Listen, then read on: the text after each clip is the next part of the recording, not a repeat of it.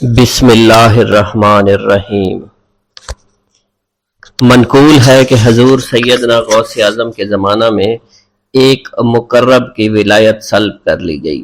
سب چھوٹے بڑے اس کو حقارت کی نگاہ سے دیکھنے لگے۔ اس نے 360 اولیاء اللہ سے التجا کی کہ وہ اس کے حق میں دعا فرمائیں، لیکن اس کا نام لوح محفوظ پر اشتیاق کی فہرست میں لکھ دیا گیا۔ ان اولیاء اللہ نے اس کو بتایا کہ تم کامیاب نہیں ہوں گے۔ اس کے چہرے کا رنگ سیاہ پڑ گیا۔ اس شخص نے حضور سیدنا غوث اعظم شیخ عبد القادر جیلانی کی خدمت میں حاضر ہو کر دعا کی درخواست کی۔ آپ نے فرمایا تم اللہ عز و جل کی بارگاہ میں مردود ہو گئے ہو، مگر میں تمہیں اللہ کے اذن میں مقبول بنا سکتا ہوں۔ پھر حضور سیدنا غوث اعظم نے اس کے لیے بارگاہ الہی میں دعا فرمائی تو غیب سے ندا آئی، کیا تمہیں معلوم ہے کہ تم سے پہلے بھی 360 اولیاء اللہ اس کے لیے سفارش کر چکے ہیں، لیکن اس کا نام لوح محفوظ پر اشتیاق کی فہرست میں لکھا جا چکا ہے۔ یا الہی تو مردود کو مقبول، مقبول کو مردود بنانے پر قادر ہے۔ اگر تیری منشا یہی ہے تو نے اس کو مقبول بنانے کے لیے مجھ سے دعا کیوں کروائی؟ غیبی ندا آئی، اے عبد القادر، اسے میں نے تمہارے سپرد کیا، تم اسے جو چاہے بنا دو۔ چنانچہ آپ کی دعا سے وہ پھر سے بارگاہ الہی میں مقبول ہو گیا۔ حضرت شیخ ابو صالح سے منقول ہے، حضرت شیخ ابو مدین مغربی نے مجھے حضور سیدنا غوث اعظم شیخ عبد القادر جیلانی کی خدمت میں بغداد فقر کی تعلیم کے لیے بھیجا۔ آپ نے مجھے 20 دن تک اپنے خلوت خانہ کے دروازہ پر بٹھائے رکھا اور 20 روز گزرنے کے بعد مجھے قبلہ رو ہونے کا حکم دیا گیا۔ جب میں قبلہ رو ہو گیا، آپ نے فرمایا اے ابو صالح اس طرف دیکھو۔ چنانچہ میں نے اس جانب دیکھا تو آپ نے فرمایا کیا دیکھ رہے ہو؟ میں نے عرض کیا بیت اللہ شریف میری نگاہوں کے سامنے ہے۔ آپ نے مجھے حکم دیا کہ اب مغرب کی سمت دیکھو۔ میں نے اپنا چہرہ مغرب کی جانب کیا تو آپ نے فرمایا کہ اب کیا دیکھ رہے ہو؟ میں نے عرض کیا کہ میں اپنے مرشد پاک حضرت ابو مدین کو دیکھ رہا ہوں۔ ایک مرتبہ سنان نامی عیسائی پادری نے حضور سیدنا غوث اعظم کی محفل میں حاضر ہو کر سلام عرض کیا۔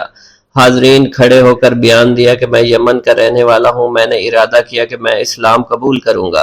اسی دوران میرے دل میں خیال پیدا ہوا میں اس دور کی سب سے بہترین شخصیت کے دست مبارک پر کلمہ پڑھوں۔ اسی سوچ کے دوران مجھے نیند آ گئی۔ خواب میں مجھے حضور سیدنا عیسیٰ کی زیارت نصیب ہوئی۔ آپ علیہ السلام نے مجھ سے ارشاد فرمایا بغداد چلے جاؤ، شیخ عبد القادر کے دست حق پر اسلام قبول کرو، کیونکہ اس وقت وہ روئے زمین پر تمام لوگوں میں افضل اور اعلیٰ ہیں۔ حضرت شیخ عمر الحکیمانی سے منقول ہے، ایک مرتبہ حضور سیدنا غوث اعظم کی خدمت میں 13 لوگ دائرہ اسلام میں داخل ہونے کے لیے حاضر ہوئے۔ ان لوگوں نے بیان کیا کہ ہم عرب کے عیسائی ہیں اور ہم نے کلمہ پڑھنے کا ارادہ کر لیا ہے۔ ابھی یہ سوچ ہی رہے تھے کہ کس مرد کامل کے دست حق پر کلمہ پڑھیں گے۔ ہمیں ہاتف غیب سے آواز سنائی دی کہ بغداد جا کر شیخ عبد القادر جیلانی کے دست مبارک پر کلمہ پڑھو۔ حضرت شیخ زین الدین ابو الحسن علی بن ابی طاہر سے مروی ہے، فرماتے ہیں میں نے حضور سیدنا غوث اعظم سے علم حاصل کیا۔ اللہ عز و جل نے مجھے 1 سال میں اتنا علم دیا کہ دوسروں کو وہ علم 20 سال میں بھی نصیب نہ ہوا ہوگا۔ میں نے آپ سے مصر جانے کی اجازت طلب کی۔ آپ نے فرمایا تو دمشق پہنچ کر غازیوں کو مصر میں داخل ہونے کے لیے تیار پائے گا تاکہ اس پر قبضہ ہو جائے، مگر ان سے کہنا کہ وہ ہرگز کامیاب نہ ہوں گے، ہاں دوسری مرتبہ وہ کامیاب ہو جائیں گے۔ حضرت شیخ زین الدین فرماتے ہیں جب میں دمشق پہنچا میں نے وہی حال پایا جو آپ نے بیان فرمایا تھا۔ میں نے ان سے کہا تو وہیں نہ رکے۔ جب میں مصر پہنچا تو میں نے خلیفہ کو ان کو مقابلے کے لیے تیار پایا۔ میں نے خلیفہ سے کہا گھبراؤ نہیں، کامیاب ہو جاؤ گے۔ وہ فرماتے ہیں خلیفہ نے مجھے اپنا ندیم خاص مقرر فرمایا اور اپنے ہر راز سے مجھے واقفیت دے دی۔ پھر دوسری مرتبہ غازی آئے، انہوں نے مصر پر قبضہ کر لیا۔ مجھے حضور سیدنا غوث کے قول کے مطابق ہر ایک سے 1.5 لاکھ دینار ملے۔ مجھے مصر میں ہر خاص و عام میں مقبولیت حاصل ہوئی اور بے شمار لوگ میرے واعظ سے مستفید ہونے لگے۔ حضرت شیخ ابو الخیر سے منقول ہے، فرماتے ہیں میں شیخ ابو محمد حسن شیخ ابو قاسم شیخ ابو حفظ کی خدمت میں حاضر ہوئے۔ آپ نے فرمایا تم سب اپنی اپنی حاجات بیان کرو، میں انشاءاللہ تمہاری حاجات پوری کروں گا۔ شیخ ابو سعید نے کہا کہ میں ترک دنیا اختیار کرنا چاہتا ہوں۔ شیخ ابن قائد وانی نے کہا کہ مجھے مجاہدے کی قوت عطا کر دیجئے۔ شیخ بزاز نے کہا خوف الہی چاہتا ہوں۔ شیخ فارسی نے کہا اللہ کے ساتھ میرا ایک حال ہے جسے میں کھو بیٹھا ہوں، چاہتا ہوں میرا وہ حال لوٹ آئے۔ شیخ جمیل نے کہا میں حفظ کرنا چاہتا ہوں۔ شیخ عمر نے کہا میں علم کی زیادتی چاہتا ہوں۔ شیخ خلیل نے کہا میں چاہتا ہوں مجھے موت نہ آئے، یہاں تک کہ مجھے مقام قطبیت پر فائز کیا جائے۔ شیخ ابو البرکات نے کہا کہ میں محبت الہی میں استغراق چاہتا ہوں۔ شیخ ابو عبداللہ نے کہا کہ میں نائب وزیر بننا چاہتا ہوں۔ شیخ ابو مفتوح نے کہا کہ میں خلیفہ کے گھر کا استاد بننا چاہتا ہوں۔ حضرت شیخ ابو الخیر فرماتے ہیں حضور سیدنا غوث اعظم نے فرمایا انشاءاللہ تم سب کی حاجات جلد پوری ہوں گی۔ چنانچہ آپ کا قول پورا ہوا اور تمام لوگوں کی حاجات پوری ہوئیں ماں سوائے شیخ خلیل کے، کیونکہ حضرت شیخ خلیل نے قطبیت مانگی تھی جس کا وقت ابھی نہیں آیا تھا۔ حضرت ابو السعد عبداللہ سے مروی ہے کہ میری کنواری بیٹی فاطمہ گھر کی چھت پر چڑھی تو اسے کوئی چیز اٹھا کر لے گئی۔ اس وقت میری بیٹی کی عمر 16 برس تھی۔ میں حضور سیدنا غوث اعظم شیخ عبد القادر جیلانی کی خدمت میں حاضر ہوا اور سارا ماجرا ان کے گوش گزار کر دیا۔ آپ نے فرمایا تم آج رات کو کرخ کے ویرانے میں جاؤ اور تل خمس 5واں ٹیلا کے پاس جا کر بیٹھ جاؤ اور اپنے ارد گرد دائرہ کھینچ لو۔ دائرہ کھینچتے وقت بسم اللہ علی نیت عبد القادر کے الفاظ پڑھنا۔ جب رات بڑھے گی جنوں کے گروہ مختلف شکلوں میں تیرے نزدیک سے گزریں گے، تم انہیں دیکھ کر خوف زدہ مت ہونا۔ جب صبح ہو جائے گی تو جنوں کا بادشاہ ایک جماعت کے ہمراہ گزرے گا، وہ تجھ سے تیری حاجت پوچھے گا، تو اسے بتانا عبد القادر نے بھیجا ہے اور میری حاجت یہ ہے۔ ابو سعید فرماتے ہیں میں نے حکم کی تعمیل کی، آپ کے فرمان کے مطابق ڈراؤنی شکلوں والے لوگ گزرے مگر دائرہ کے نزدیک کوئی نہ آ سکا، یہاں تک کہ صبح جنوں کا بادشاہ گھوڑے پر سوار ہو کر آیا، اس کے ساتھ ایک کثیر جماعت بھی تھی۔ اس نے مجھ سے کہا میری حاجت پوچھی، میں نے اسے حضور سیدنا غوث اعظم کا پیغام پہنچاتے ہوئے کہا اور اپنی حاجت بیان کی۔ میری بات سن کر وہ بادشاہ گھوڑے سے اترا، زمین کو بوسہ دیتے ہوئے دائرہ کے کنارے بیٹھ گیا۔ بادشاہ کے بیٹھتے ہوئی جماعت بھی بیٹھ گئی۔ پھر بادشاہ نے اپنی جماعت کے کچھ لوگوں کو حکم دیا جاؤ جس نے یہ کام کیا ہے اسے میرے پاس لے کر آؤ۔ چنانچہ وہ لوگ ایک سرکش جن کو پکڑ لائے جس کے ساتھ میری بیٹی بھی تھی۔ جنوں کے بادشاہ سے کہا گیا کہ یہ ملک چین کے سرکش جنوں میں سے ہے۔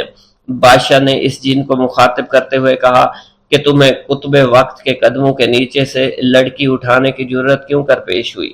اس سرکش جن نے کہا کہ میں اس لڑکی پر عاشق ہو گیا تھا۔ بادشاہ جن نے اس سرکش جن کو سر قلم کرنے کا حکم دیا اور میری بیٹی مجھے واپس لوٹا دی۔ میں نے بادشاہ جن سے کہا کہ تم نے حضور سیدنا غوث اعظم کا حکم بجا لانے میں کوئی کسر نہ چھوڑی۔ بادشاہ جن نے کہا کہ وہ گھر بیٹھے ہم جیسے سرکشوں کو دیکھ لیتے ہیں، خواہ کتنی ہی دور کیوں نہ بیٹھے ہوں۔ جب اللہ عز و جل کوئی کتب مقرر کرتا ہے تو اسے جن و انس پر قدرت عطا فرما دیتا ہے۔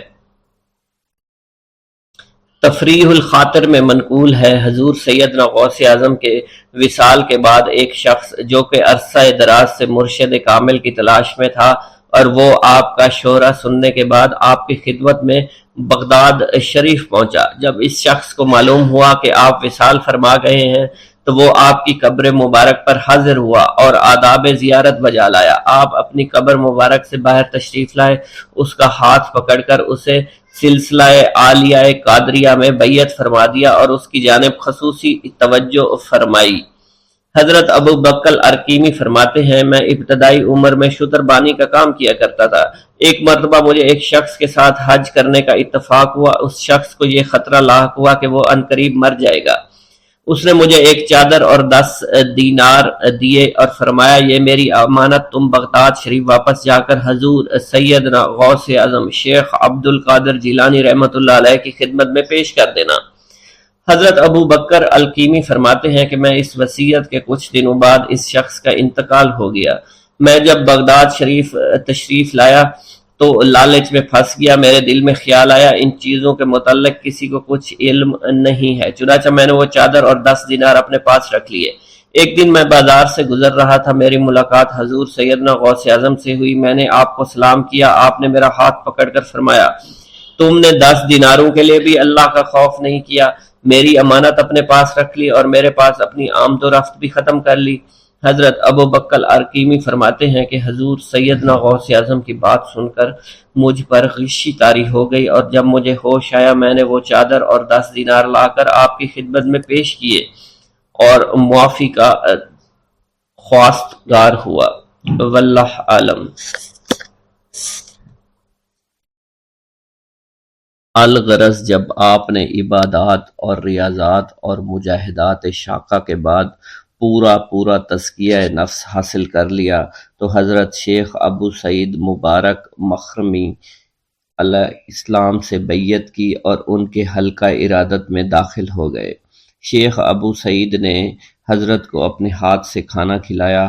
حضرت غوث اعظم رحمۃ اللہ علیہ فرماتے ہیں کہ جو لقمہ ان کے ہاتھ سے میرے شکم میں جاتا وہ میرے باطن میں ایک نور بھر دیتا تھا۔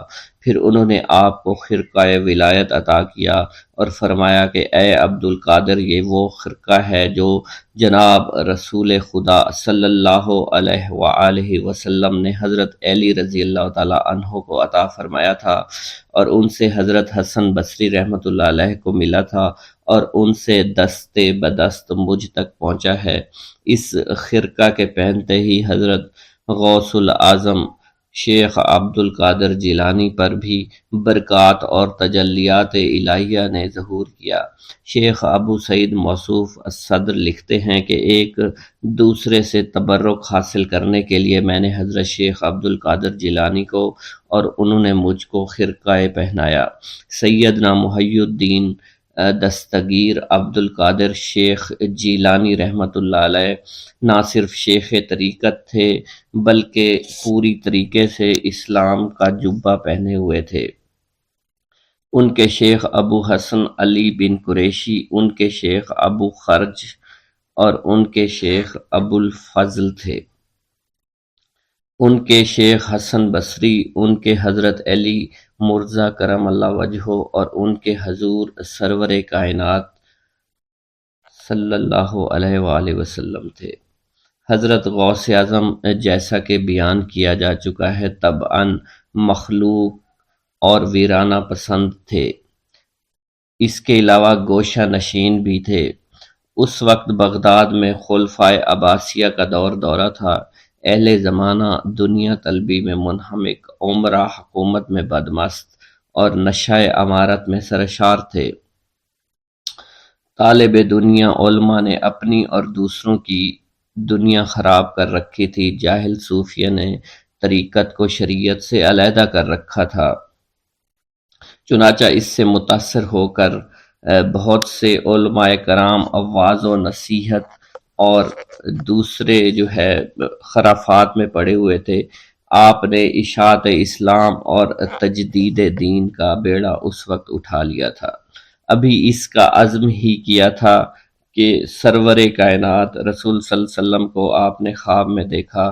حضور نے فرمایا، اے عبد القادر، تم اللہ کی مخلوق کو گمراہی سے بچانے کے لیے وعظ و نصیحت اور پند و نصیحت کیوں نہیں کرتے؟ آپ نے عرض کی، حضور میں ایک اجمی شخص ہوں، عرب کے سامنے کس طرح اپنی زبان کھولوں؟ سرور کائنات نے فرمایا، اپنا منہ کھولو۔ آپ نے منہ کھولا، حضور نے 7 بار لعاب دہن آپ کے منہ میں لگایا اور فرمایا، جاؤ تم وعظ و نصیحت کرو اور لوگوں کو اپنے رب کی طرف لاؤ۔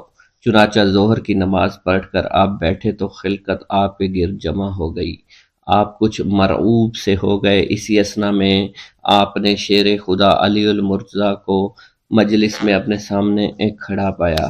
حضرت علی نے فرمایا، اے عبد القادر، واز کیوں نہیں کرتے؟ آپ نے کہا، ابا جان میں گھبرا گیا ہوں۔ حضرت علی نے فرمایا، اپنا منہ کھولو۔ حضرت علی نے 6 مرتبہ اپنا لعاب دہن آپ کے منہ میں لگایا۔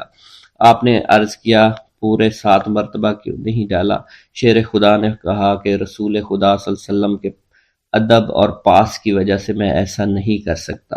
اس کے بعد حضرت علی رضی اللہ تعالیٰ عنہ شیر خدا آپ سے پوشیدہ ہو گئے، اور پھر آپ کا فکر دل دنیا سے غوطے کھانے لگا، حقائق و معارف کے موتی نکالنے اور ساحل سینہ پر لالا کر ڈالنے لگا، اور ترجمان زبان کا دلال اپنی توتی بولنے لگا۔ لوگ آ کر طاعت و عبادات کی گریہ نما اور بے بہار قیمتیں گزران ان کو خریدتے، خدا کے گھروں کو ذکر الہی سے منور کیا کرتے تھے۔ تھوڑے عرصے بعد اطراف و اکناف بغداد میں آپ کی بہت شہرت ہو گئی۔ آپ کی مجلس اور واعظ میں لوگ کثرت سے آنے لگے کہ مدرسہ کی جگہ ان کے لیے کافی نہ ہوتی تھی، اور تنگی کی وجہ سے لوگ مدرسہ کے باہر سڑک پر ہی بیٹھ جایا کرتے تھے۔ ہجوم کی کثرت کی وجہ سے امرائے شہر نے قرب و جوار کے مکانات کو شامل کر کے مدرسہ کو وسیع العریض کر دیا تھا۔ الغرض 28 ہجری میں یہ مدرسہ ایک عالی شان عمارت کی صورت میں بن کر تیار ہو گیا تھا۔ آپ نے نہایت جد و جہد کے ساتھ وعظ و تدریس اور افتاد کا کام شروع کر دیا۔ دور دراز ممالک کے لوگ آپ سے علوم شریعت و طریقت کے حصول کے لیے جوق در جوق آنا شروع ہو گئے۔ تھوڑے ہی عرصے میں علماء و صلحاء کی ایک بڑی جماعت آپ کے پاس تیار ہو گئی۔ آپ سے علوم حاصل کر کے بہت سے لوگ اپنے شہروں کو واپس چلے گئے، اور تمام عراق میں آپ کے مریدین کثرت کی تعداد میں پھیلنا شروع ہو گئے۔ یوں تو آپ کے لاتعداد اور بے شمار تلامذہ تھے جنہوں نے آپ سے باقاعدہ علوم و شریعت و طریقت کی تعلیم حاصل کی، لیکن یہاں صرف ان چند مشاہیر کے اسماء گرامی بیان کیے دیتا ہوں۔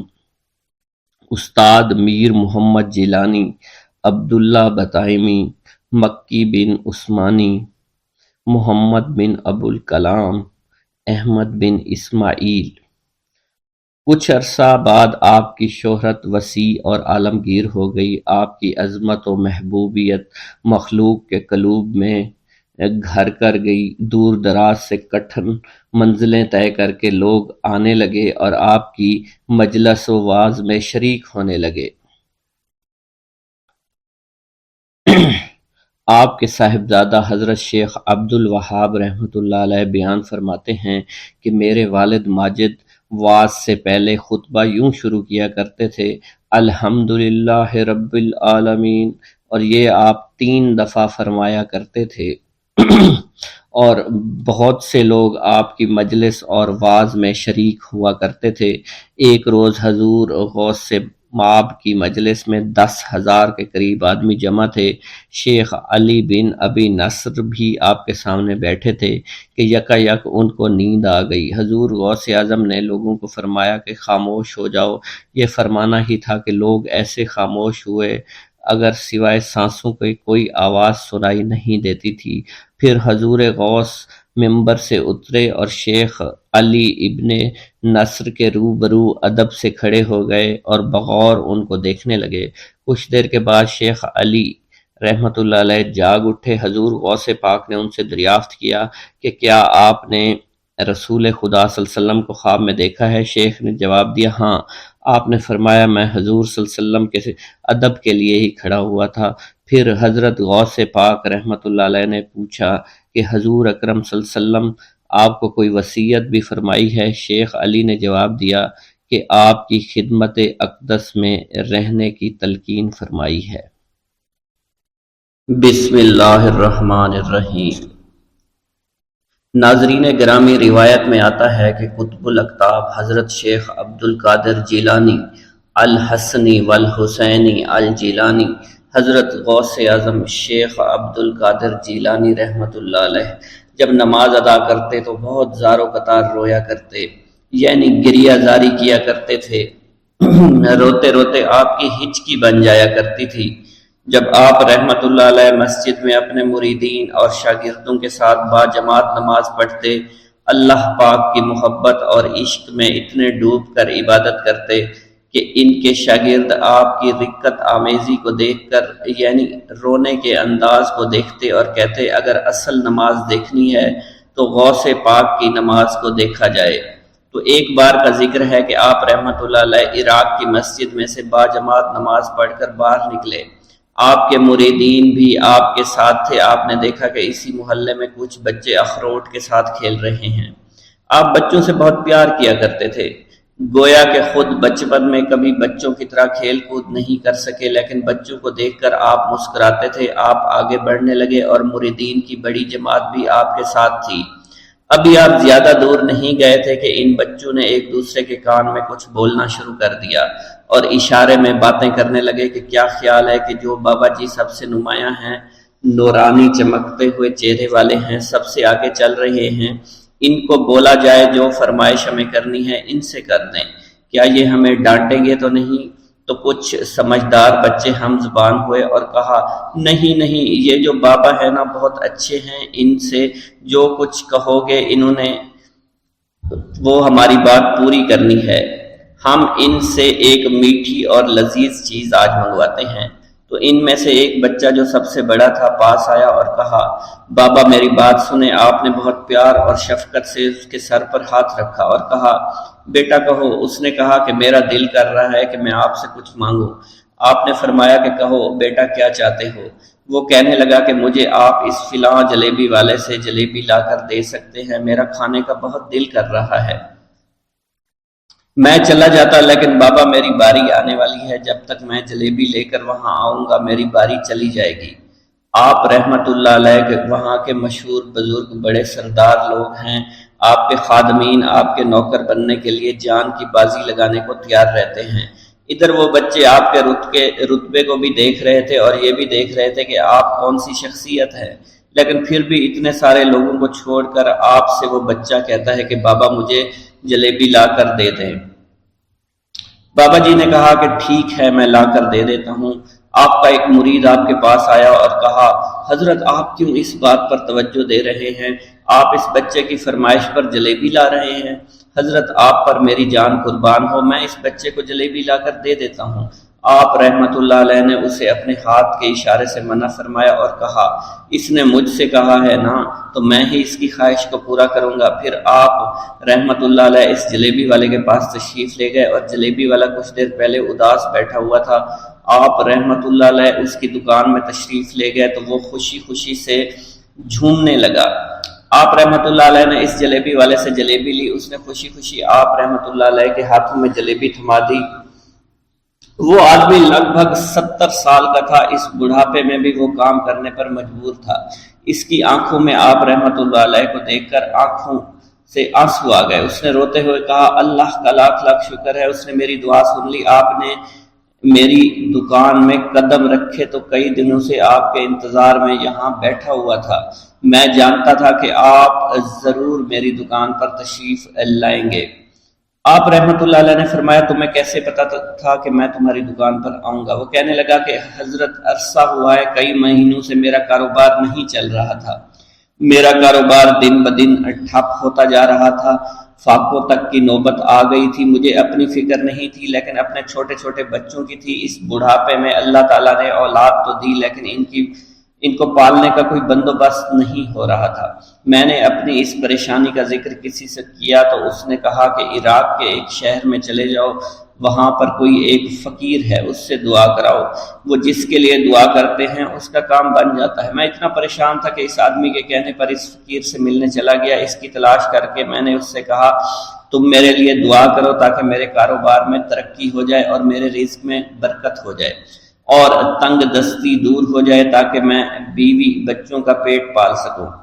فقیر مجھے دیکھ کر کہنے لگا کہ تم پیران پیر غوث اعظم دستگیر رحمت اللہ علیہ کو نہیں جانتے؟ میں نے کہا میں نہیں جانتا۔ وہ کہنے لگا، حیرت ہے کہ تمہیں یہ پتہ نہیں کہ تم ان کو جانتے ہی نہیں کہ ولیوں کے سردار ہیں۔ میں تو بہت چھوٹا سا فقیر ہوں، میری دعاؤں میں اتنا اثر نہیں کہ وہ غوث اعظم رحمت اللہ علیہ ہیں، جس کے لیے بھی دعا کریں اس کا بیڑا پار ہو جایا کرتا ہے، اور جب اس دور میں غوث پاک رحمت اللہ علیہ خود موجود ہے تو پھر ہمارا کیا مقام ہوگا ان کی دعا کے آگے؟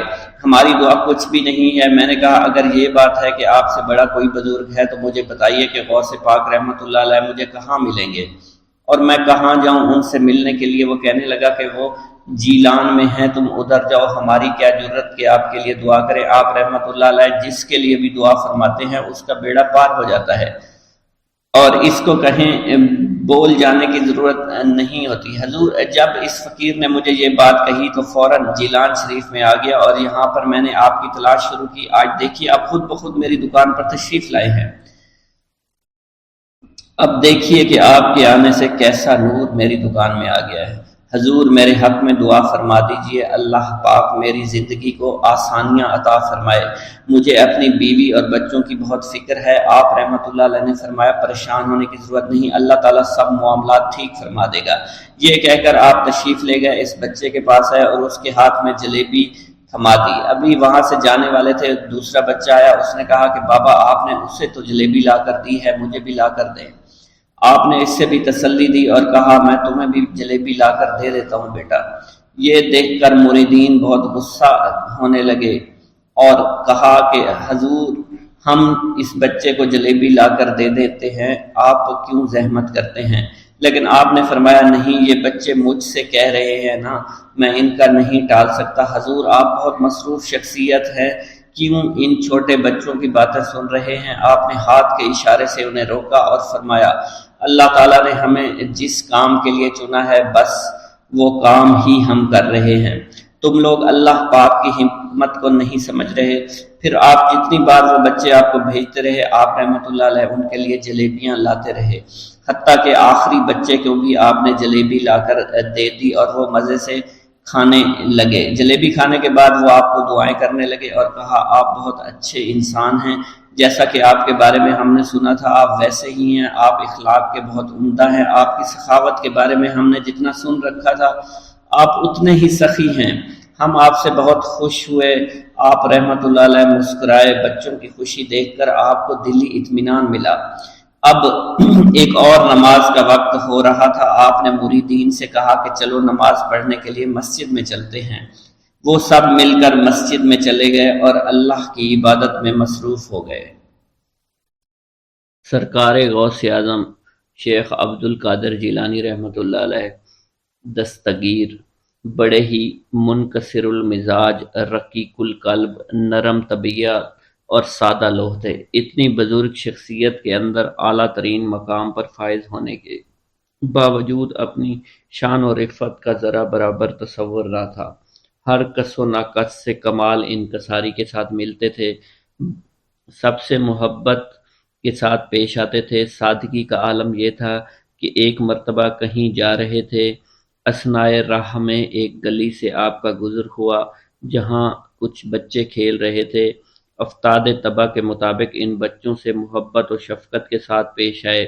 بچے تو پھر بچے تھے، وہ آپ کی عظمت و شخصیت کو کیا جانیں۔